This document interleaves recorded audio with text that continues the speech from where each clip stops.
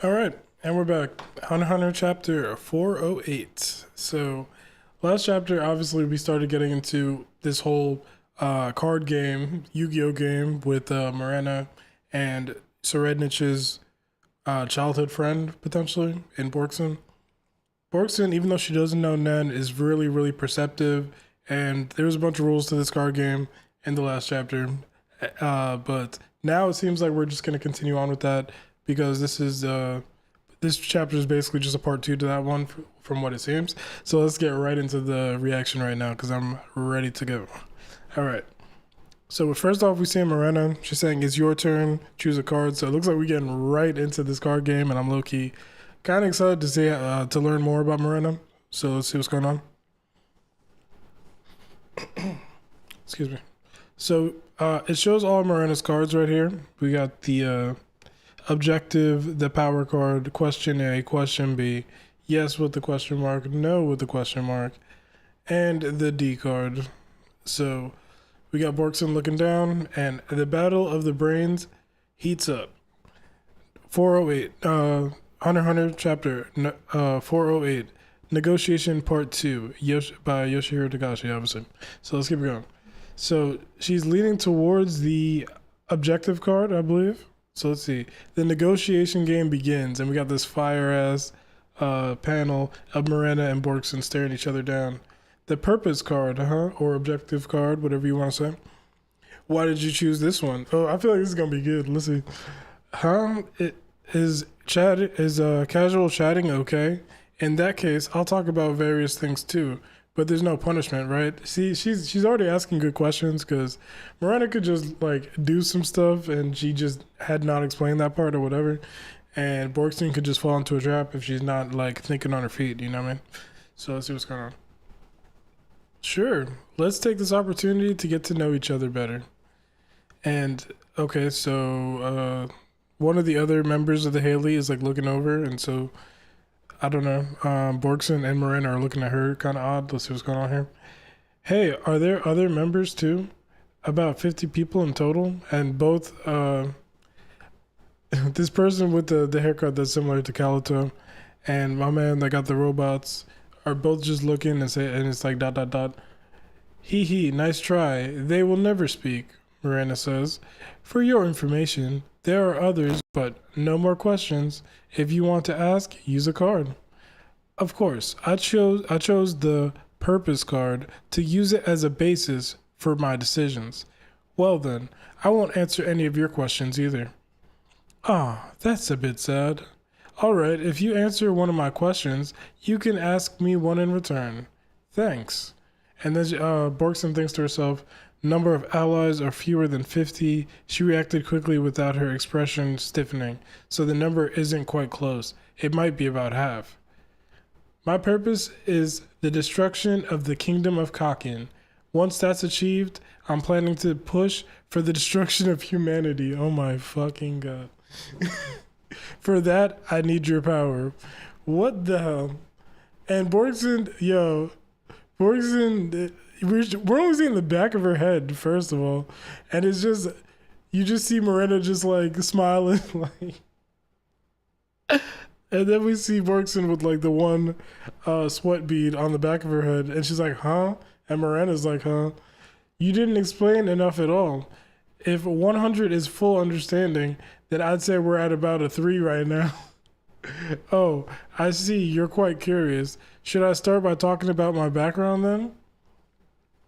Are you familiar with Nisen Mana? Yes, you're referring to royalty who don't have the right to inherit the throne, like you. The real Mirena Prudo was indeed like that. Okay, so this isn't really Mirena. Holy crap. This isn't really Mirena. Yo. The true Mirena is in my grave. What? This is Sarasa. That's crazy, yo. That is crazy, bro. All right. Huh? Then who exactly are you? Exactly. Not even saying who she is. That's crazy, bro. Carnival and blasphemy. Do these clues help you understand? Festival orphans. I see. Okay, maybe she's not, but I think that she is. So let's see. Let's keep it going. Carnival. The Khakin Royal Festival, held once every few years, takes place in a randomly selected village. The royal entourage visits incognito to host a banquet, quote unquote. All villagers chosen are then immediately divided into two groups, quote unquote, those who serve and quote unquote others. Okay. And then we got blasphemy.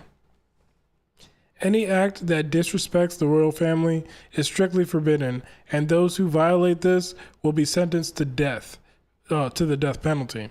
Before the modern era, even a direct speech from lower officials or commoners looking directly at the royal family were punishable by death. Even with the progress of the democratization today, acts such as contraception, abortion, or genetic testing related to the royal family are considered acts of rebellion and disrespect toward the royal lineage, resulting in immediate execution. That's crazy. That's some Handmaid's Tale type ish right there. And Loki, truth is stranger than fiction because the real world is looking kind of crazy right now. But anyway, my mother, who hosted the royal entourage for several days without being allowed to rest or sleep, apparently passed away when I was 2 years old, without ever being able to recognize that she was pregnant with me or that she gave birth to me. That is crazy. We, quote unquote, festival orphans, were all born and had our faces immediately slashed, then sent to a facility. Maybe she's not Sarasa then. After I was like, oh, a second ago. That place was a hideout for a human trafficking organization run and managed by the Haley Group, and it was also connected to the underground hospital that handled our mothers. Okay.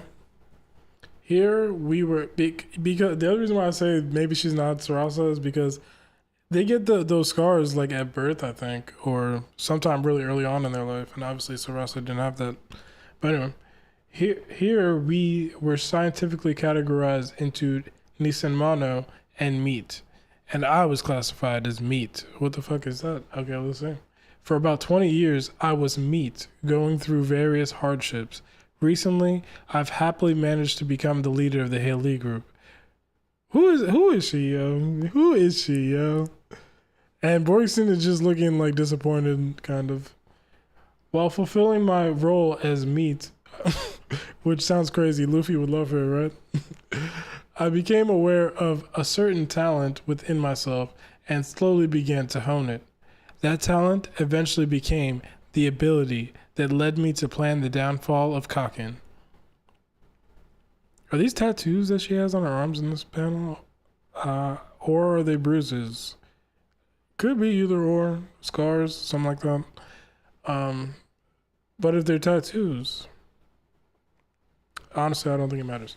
I think that is bruising. But anyway, the carnival is an irregularly held festival. The orphans are categorized based on the last two digits of their Khakin history, and I am part of the class of 98. Okay. It took me approximately 20 years to become the leader of Haley Group, and 7 new batches of festival children have joined me in that time. Okay, just want to make sure. Okay. The most recent orphans to arrive are the class of 20, which entered last year. In other words, the last carnival was held the year before last, the year following the democracy commemoration grand festival. You must understand, Khakin has not changed at all, and it never will change. This is the general chain of events that led me to realize the need for Khakin's downfall.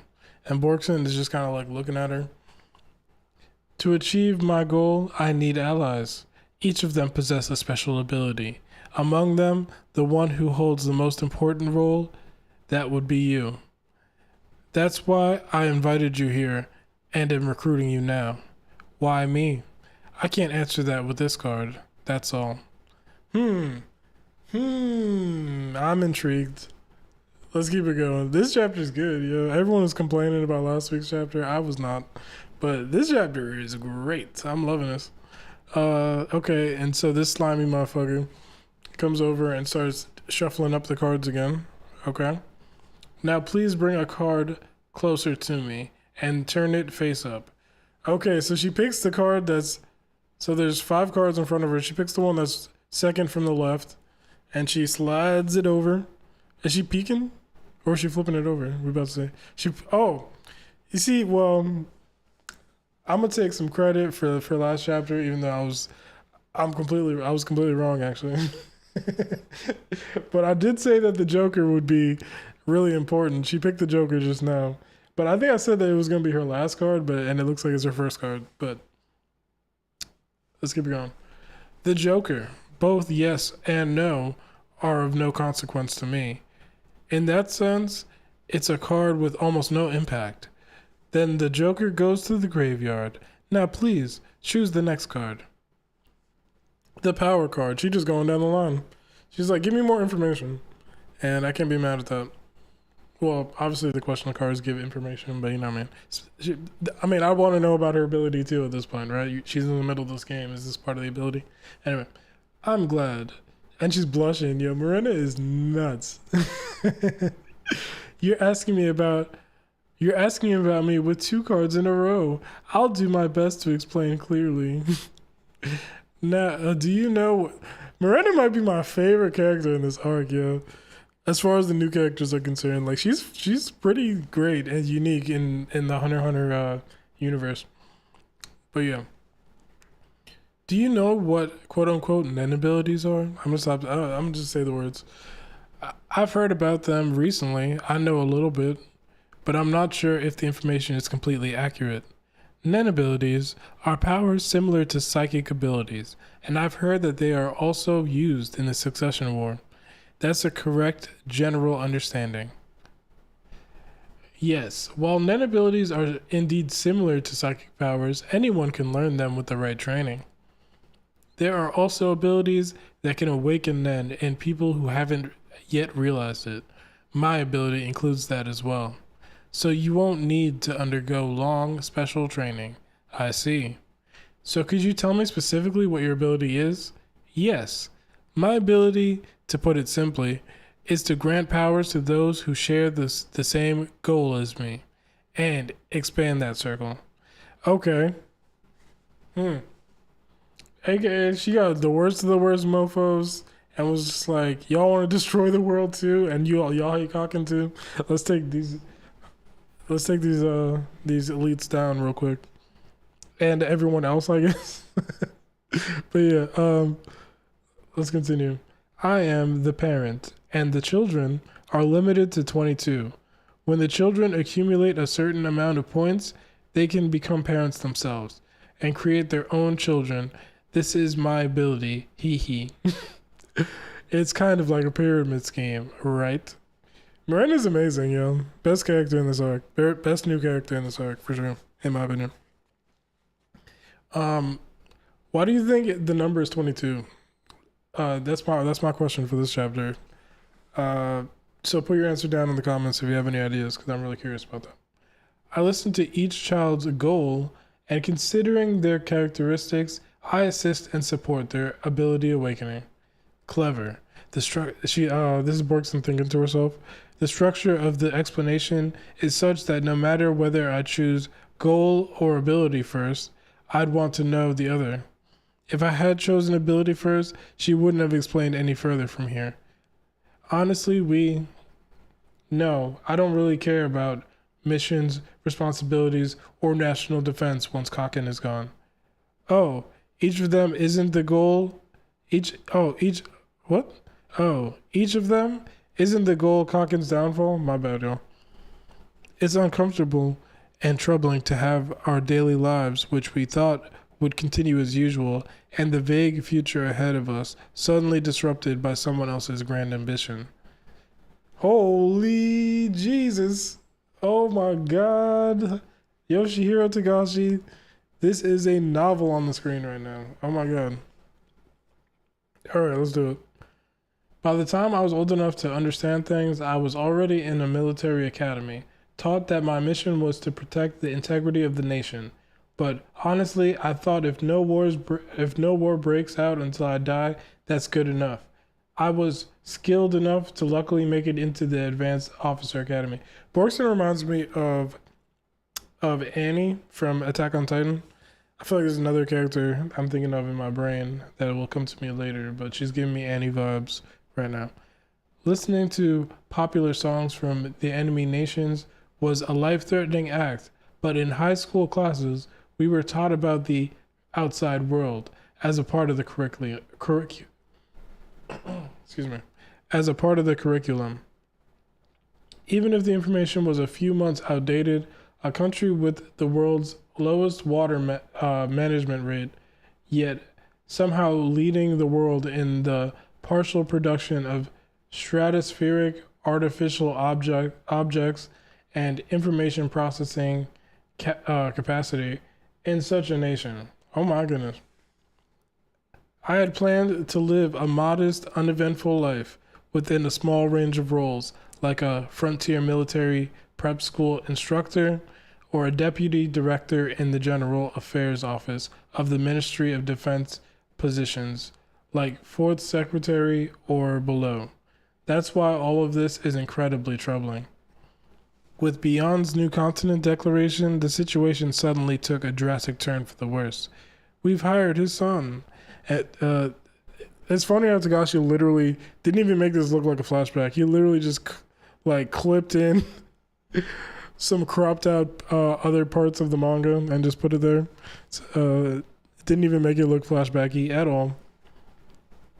And now on top of that, Nen abilities and the extinction of humanity. The downfall of Kaken is merely my own small goal. Her small goal of Kaken, right? Because the big goal is to destroy humanity. Anyway, Borkson thinks, I sympathize with your background, but, and then Miranda continues, what unites us in our larger purpose is killing people. Whether directly or indirectly, it doesn't matter. Each of us has different reasons, circumstances, targets, or numbers. Those are our individual small goals. Even if there were someone I wished, Borkson right now, thinking, even if there was someone I wished would disappear from my life, I've never considered choosing murder as a means to achieve that. It's good to know that you're being honest and that I can sympathize with your quote-unquote goal at all. Using that information, these Nen abilities are greatly influenced by each individual's personality and state of mind. Using that information, I will do whatever it takes to avoid this chaos. You mentioned that Nen abilities are strongly tied to a person's personality, right? So how do you know that my unawakened ability is important when you barely know anything about me? Are you hiding your true intentions behind rhetoric like everyone is special, simply to make the person you're negotiating with believe I am special? Could it be just a negotiation tactic? You're a specialist. I knew it. Nen abilities are broadly divided into 6 categories. You belong to the very rare specialist category within those. I have an ally who's an enhancer. He has LOL him in the crowd sniffing around. That should look crazy. He has enhanced his sense of smell and gained the ability to detect abilities. Currently, his power has reached a level where he can distinguish even the faintest aura from an unawakened person. So basically, the more people that they kill, the higher their level goes up, the more it's going to enhance their ability and maybe stack on top of it, which is pretty crazy when you think about it. And he is still searching the ship for unawakened specialists like you. So damn, she's trying to get more specialists on the crew. I've done my own research, so there might be some margin of error, but I believe that specialists are about 1 in every 3,000 people. And there's mad people on this ship. There's hundreds of thousands of people on this ship. So you should be able to understand what this means, right? It's true that specialists are relatively rare abilities. But on this ship, it wouldn't be surprising if there were another 50 to 60 people with such abilities. This is crazy. It would be ideal if we could find someone among them who shares the same greater goal as us. At that point, it wouldn't matter if it's you or not. Oh my god, she looks crazy right here. She's saying that. AKA, you better join the team or we'll find somebody else and we'll kill your ass too. Oh my goodness. Anyway, in fact, he has already encountered several awakened specialists. One of them he was especially excited about. Apparently, he's a floor master of the Sky Arena, a well-known figure in the martial arts world. He could it be? Because we know somebody else that was in the same place that Dogman was at. The reason I said that the longer the negotiation drags on, the higher the risk for you is because of that. That's all the explanation I have regarding the abilities. AKA, if you don't join the team, we are replacing you with somebody else. And it's not good for you if that happens. I'd like to hear more details about the specialist category. Especially, I'd like to know what kind of ability you would give me if you were to grant me one. That's a question closely tied to the yes and no cards. Let me first explain about the specialist category. To put it very simply, specialists are incredibly versatile. Also, Borkson, you're lucky that Morena is a reasonable person because she didn't gotta explain nothing outside of you picking these damn cards and then answering a very specific question, realistically. So, she should be happy that she's even doing this at all, to be honest. Alright, continuing on, because Lord knows Tagashi put a novel in this chapter for him. Because we got a couple more pages that are just full of words. And it's okay, because I like a good info dump. You know what I'm saying? As long as it's good information. Which, some of this is kind of a retread, you know? But I feel like he also did this because some people probably need this retread. Because Hunter x Hunter is not the longest story, but is a pretty decently long story. Plus all the breaks, the hiatuses, yada, yada, yada. Anyway. Other categories like transmuters might struggle to learn abilities from other categories, such as manipulators, due to practical limitations, but specialists don't have those kind of restrictions. If I had to mention a downside, it would be that specialists sometimes don't even realize their true potential and end up mastering another category, only to regret it later. That's a common issue for those in the specialist category. That's interesting. I feel like this line was put here because somebody that we know is going to actually turn out to be a specialist. You know what I'm saying?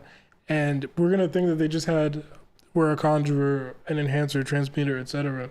this whole time. And in actuality, they're going to be a specialist. You know what I mean?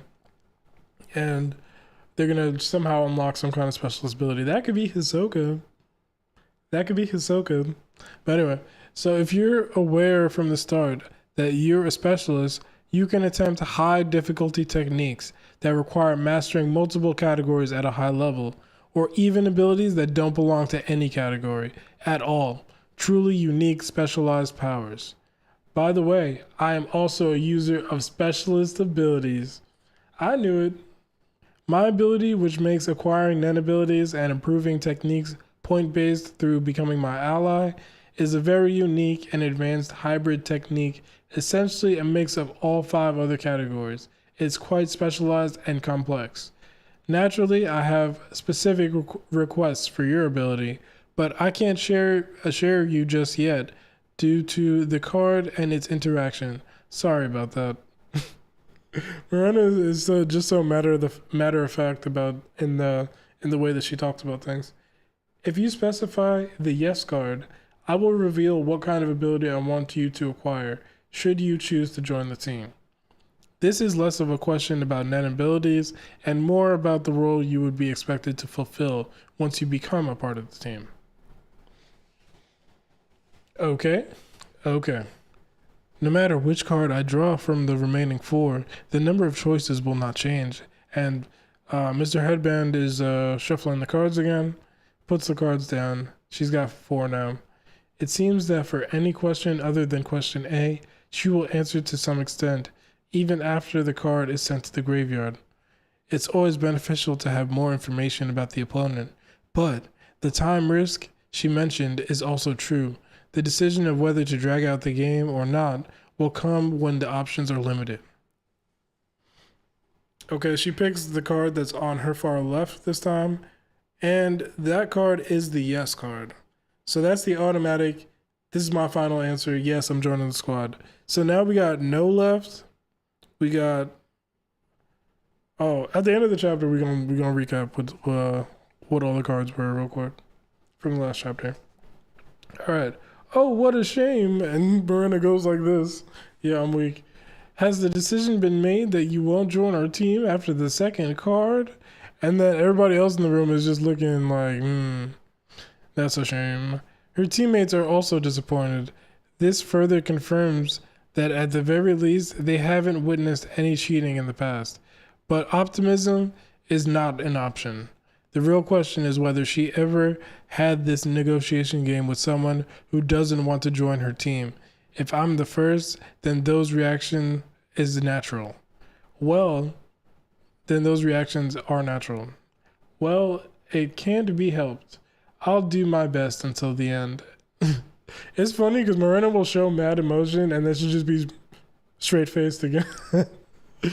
There is definitely a difference between no and X. The difference. Don't you want to know the difference? Yes. I'll follow your lead with the no question card. Okay. If the no question card is left, I'll explain what happens next. Okay, this Tagashi's paneling has been great also, and like the backgrounds when he chooses to put the backgrounds in, like he's really been putting in work. Even though I know part of that is probably the assistants or whatever. Tagashi's been doing his thing since he came back, man. That's all I can really say. The most important thing is the difference between the two, as I've just mentioned. No means you won't become our ally, whereas X means the game itself becomes invalid. No is considered a firm declaration of your intention, a rejection without turning back, a complete separation from us. So far, this is as expected. In the end, yes and no are the same. If it's a choice between yes and no, then yes is the only option, a kind of threatening moment meant to make you feel like there's no alternative. Basically, you and the people around you are seen as not part of our group. To us, you're just part of the crowd, mere points to be used in order to achieve our purpose and enhance our abilities. This is crazy. I will no longer try to recruit you. However, now that you've learned our secrets, we cannot simply let you leave without consequences. She's saying that here, right? In that case, it seems that the option for X was never really in our hand to begin with. The third trap. The game itself is all a trap to make me say yes. Dun dun dun dun. But also, let me just appreciate this panel right here. He got the dark shading all throughout here, and he's got like a skull in the back, and then he's got individual pictures of each of the cards in the game. Like, come on now. My God. If it were the X card, the situation where you learned our secret would be the same. But we would consider the fact that you learned the secret along with everyone else to be null and void. And so Borkson looks down and then looks back up at Moreno, and Morena's just staring at her blankly. And Moreno says, excuse me. And Moreno says, this doesn't mean erasing your memory, but rather that we would trust you and will consider everything that happened here as if it never occurred. We will avoid any further contact with you as much as possible. I won't distort everything as if it never happened, and when we meet again, I won't cheat by saying, nice to meet you, let's play a game. And I will also make every effort to avoid involving the people around you. Specifically, we will cross-reference the information we have obtained with the people you care about, share it with our group, and make every effort to avoid them. Given the nature of our goal, the most accurate expression would be delaying them as much as possible, though. That's funny.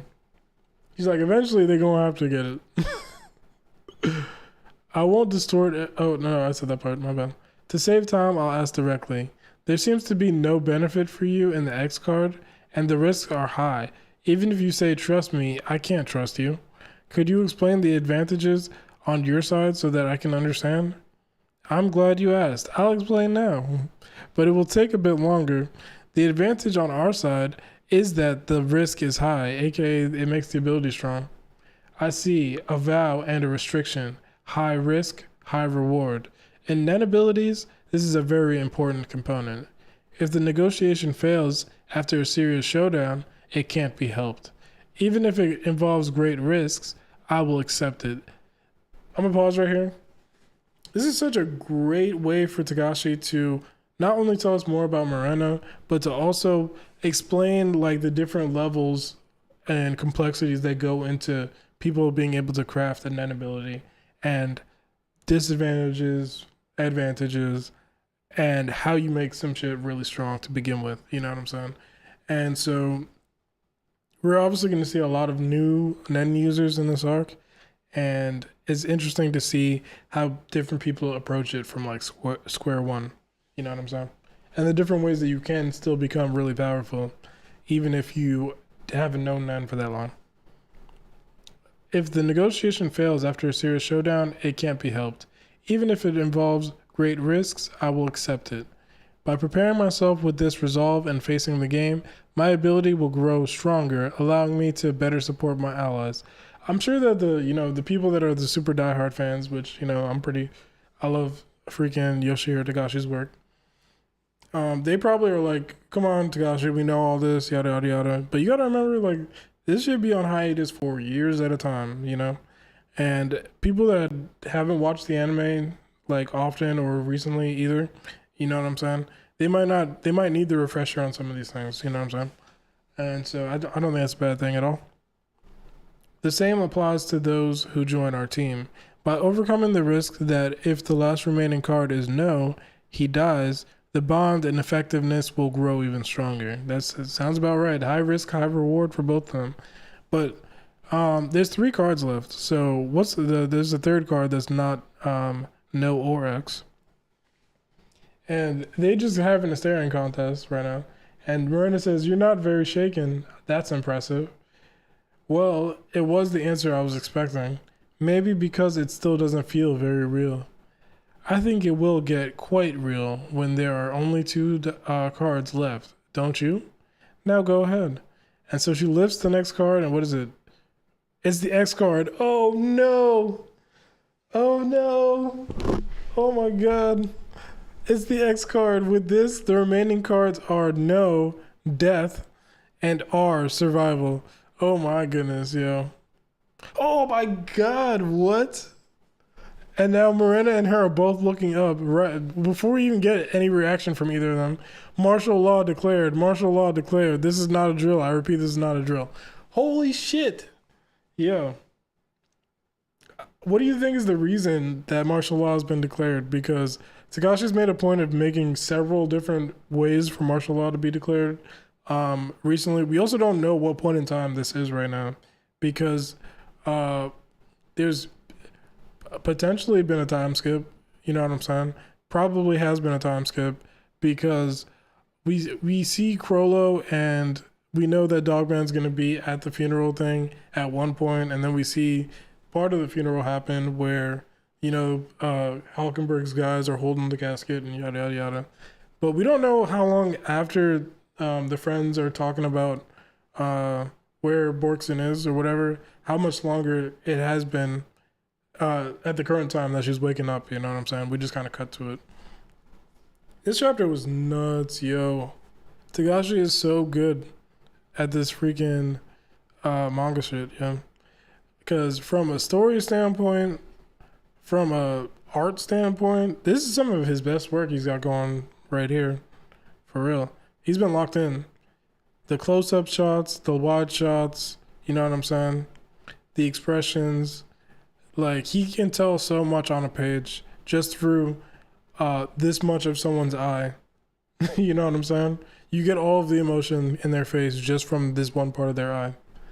And yeah, there's a lot of words and info dump, but y'all niggas need to be reading anyway. I can't hold you. But it's crazy that Moreno was classified as meat. Like, she was even lower than probably the 2 mafia bosses of the other 2 families, unless they were also considered meat, but I don't think so. And, it's crazy that all of these people are basically just psychos that want to destroy the world. Like, they are just genuinely, like, evil people for the most part.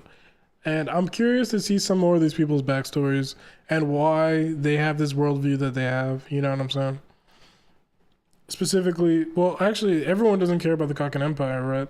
They have specific people that they want to kill. Like, why do they want to kill them people? Um, but they all do want world domination, not domination or destruction, really. Why is that?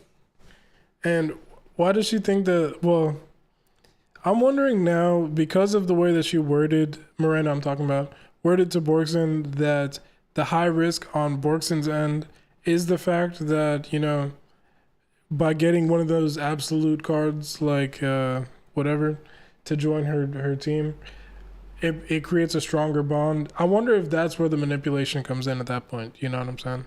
Where at that point you're just locked in on what the ultimate goal is. But she says that she can only use it on people that are have the same goal as her. You know what I'm saying? So I'm wondering how much that weighs versus the card game. You know what I'm saying? So we're gonna have to see on that part. But this is just heating up. I can't lie. I'm not. People were. I feel like Takashi could have probably fit the explanation and this into one chapter, but he probably did do that at first, and then saw how much he was info dumping in this part of the chapter, and was like, "Nah, this is too much for one chapter, yo." They already on my neck. So, but this is great. I love this. This is great. The anticipation, all the explanation about the X card, and then it being the next card that she picks right after that. Oh my goodness. And I was like, in my brain, I'm like, yeah, there's one more card, right? And it's the return card. So, are they gonna keep going, or are they just gonna stop the game right here? I feel like they're gonna keep going because they're right near the end, right? They only got like one more round left or so before she has one card left. And so, again, let's quick talk about like what the martial law could be.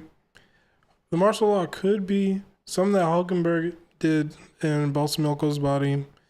It could be one of those princes connected to one of the mafia families dying, like what Kurapika said, because Melody and Cacho, fake Cacho, and Kaiser from the Justice Bureau were targeting Lazarus. You know what I'm saying? So that's possible. But I feel like that was the night before, because again, we jumped forward in time and back a couple times. I don't see why that would have been during the day, because I feel like Kurapika has his Nen class going. But I guess that doesn't really matter. Let me think. What are other ways it could have been martial law? I'm pretty sure Benjamin talked about at least one other way. But I say that to say this.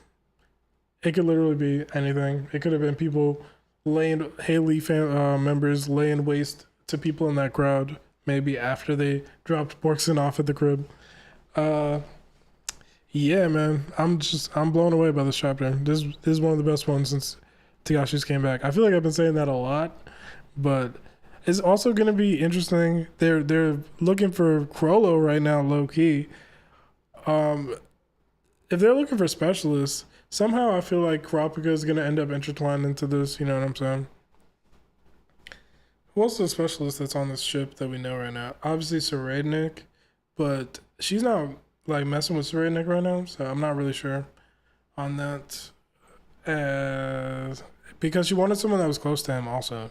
So maybe that's why, because then she'll ultimately be able to bring him to her side to caring about what she cares about.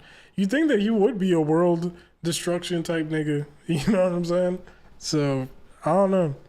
Because if him and her team up, like, I don't know, it's looking a little slow out here. Especially if she's got an army of specialists. She got an army of specialists? Because you see how quickly the people that she started off with are like upgrading. But she also said only 22 people can be a part of that game at a time. So I guess as people die, like Luini, she can add more people in. This is probably why she's looking for one specific specialist right now, because Luini did die, so she can add another person into it. I'm trying to think if any other Haley members have died yet, but it's possible. And as some of them die, I guess she could add more. But she was also saying that there's about probably 50 or 60 on this the boat. But I don't think that she can recruit 50 or 60 because she can only have 22. Let me know what your thoughts are on that. You know what I'm saying? Like why the number is 22. And let me know your thoughts on this chapter and why there's martial law. Anything you want. There's a lot going on in the story. And like the video if you made it this far for sure, because I appreciate you. And have a nice day. Bye bye.